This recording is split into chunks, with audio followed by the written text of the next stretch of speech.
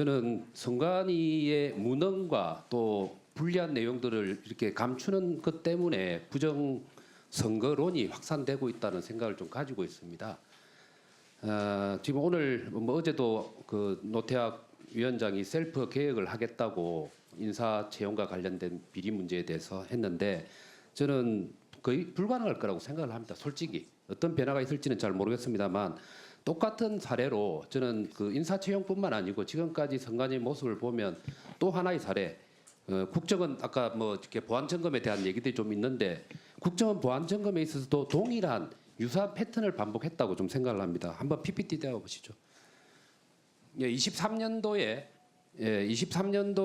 선관위가 그때 국정원의 보안 점검 권고를 거부했다는 보도를 하면서 보도 자료를 내죠. 여기에서 보면 정치적 중립성에 대한 논란을 야기할 수 있어서 자체 점검 외에도 외부 전문가의 자문 평가를 받는 등 시스템 신뢰성에 대한 제고에 대한 다양한 방안을 검토하고 있다 하면서 국정원 보안 점검을 거부했습니다. 맞죠?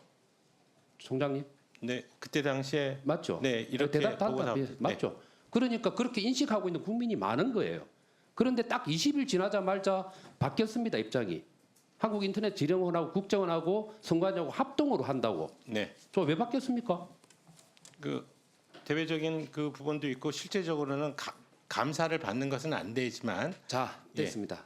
어쨌든 컨설팅 영목으로는 예. 받을 수 있다. 자, 그것도 웃기는 얘기예요. 자, 이렇게 바뀌었는데 받아들였잖아요, 그죠? 네. 자, 받아들였는데 그 결과에 대해서 신뢰하고 있습니까? 국정원의 감사를 잘 받았다 생각합니까? 어떻습니까? 네, 최선을 다해서 협조를 했고요. 예. 지금 그 내용에 따라서 저희가 굉장히 많은 혜택을 입었습니다. 자, 그럼 혜택을 예. 얻었죠. 자, 제가 지금 네. 드리고 싶은 말이 다음 페이지 한번 보시죠. 이게 국정감사를 2023년에 했습니다. 네, 예, 하기 전에 자체 그 보안 점검에 대한 점수를 매겨요. 선관위가 한번 보시죠. 2019년, 20년, 21년 보면은 22년 국정원 감사를 받기 전에 22년 100점을 매겼어요. 자체. 예? 그런데 국정원의 기준으로 하니까 몇 점 나왔죠? 우리 과장님 답변해 보시죠. 총장님도 아시죠? 네, 한 30. 처음에 처음에 31.5점. 31.5점 나왔죠. 네. 거기에 준용해서 적용을 해보니까 41점이 된 거죠. 자, 셀프가 제가 안 된다고 하는 이유가 이런 데 있습니다. 인사 채용도 그렇고 지금 보안도 마찬가지입니다. 국정원이 지적한 건수가 몇 건이죠? 말해보세요. 186건입니다. 86건이 아니고 정확하게 186건이죠. 그리고 조치는 지금 170건 했죠. 네, 만에 하나 국정원이 이때 이런 보안 점검을 안 했으면 이 결과 나옵니까? 개선이 되었겠어요? 네, 지금 외부에서 매스를 가해야만이 변화되는 조직이 선관위입니다. 지금까지 모습을 보면 다음 표 한번 보시죠. 자, 국정원의 보안 점검 이전에 인력, 예산 엄청나게 적었어요. 국정원 보안 점검 덕분에 네, 그렇습니다. 이렇게 예산도 늘고 인원도 늘고 국회에서 예산도 배정을 해줬잖아요. 네, 셀프로 된 거 아니잖아요. 너무 한심합니다. 자, 그다음 페이지 한번 보시죠. 제가 하나 좀 그 우리 총장님이 국회에 나와서 답변한 내용 중에 좀 의구심이 가는 게 있어서 그런데 자, 국정원에서는 해커가 역할을 해가지고 이게 이제 기존의 관제, 보안 관제를 낮추거나 그죠, 총장님? 네. 아니면 해제한 상태에서 네. 문제가 있다는 게 증명이 되었고 네. 기존의 보안 관제를 작동시켰을 때는 해킹이 안 된다는 답변을 하셨죠.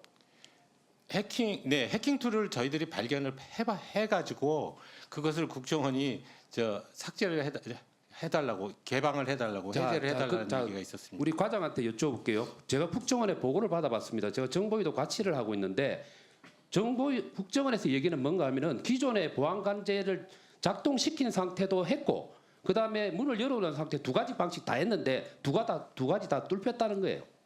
과장님 예. 어떻게 된 겁니까? 국정원에서 보안이 적용된 상태에서 했다는 거는 사실 저희는 좀 이해가 안 되는 거예요. 지금 입장이 다른 거죠. 예, 자, 다음 맞습니다. 주에 제가 국정원에 직접 이 보안 점검을 했던 직원을 부를 테니까 과장님 나오세요. 사실관계를 확인합니다.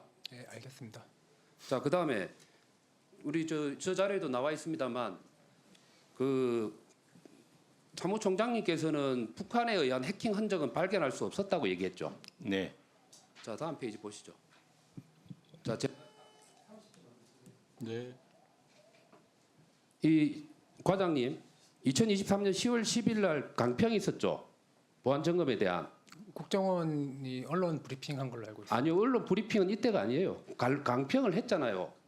9월 13일. 9월 13일 날짜 저 틀렸습니다. 9월 13일 강평했죠. 예, 맞습니다. 강평 내용 다 들으셨죠? 사무총장님 계셨습니까? 강평할 때는? 없었지. 저는 저 자, 그때 없었죠. 없었습니다. 됐습니다. 저 과장님, 예. 사무총장님은 국회에 나왔던 답변에서는 북한의 해킹이 없었다고 얘기하는데 그날 강평에서 보안 점검 결과 8건의 해킹이 있었다는 걸 강평에서 얘기를 했어요. 들으셨습니까? 예, 해킹 시도가 있었다고 들었고요. 그중에 한 건이 악성 코드 감염된 걸로 확인이 됐습니다. 지금 제가 읽어드릴게요. 저기 자료를 한번 보세요.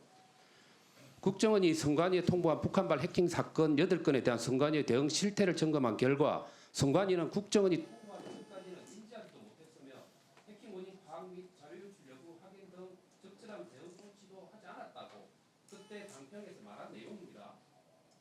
거기에 대해서 반박하셨어요, 과장님? 저 8건이 저희가 확인한 바로는 국정원도 마찬가지겠지만 저희 정보 시스템이 선관위 정보 시스템은 아니고요. 외부의 일반 상용 메일입니다. 네이버라든지 다음 같은 메일이 무단 열람된 사례입니다. 이거는 국정원도 인정한 건데요. 북한 해킹 그 흔적을 찾지 못했다라는 건 국정원에서도 인정한 거 아닙니까? 그러니까 이거는 이제 서버가 아니라는 거예요. 그러니까 말하자면. 네. 그 부분에 대해서 국정원한테 얘기를 했냐고요. 그건 국정원도 알고 있는 사안입니다. 그러면 좋습니다. 이 내용까지 포함해서 다음 주에 담당하고 있는 그 국정원에 보안 점검을 했던 사람과 같이 부를 테니까 그때 넣도록 하세요. 아시겠죠? 네, 알겠습니다.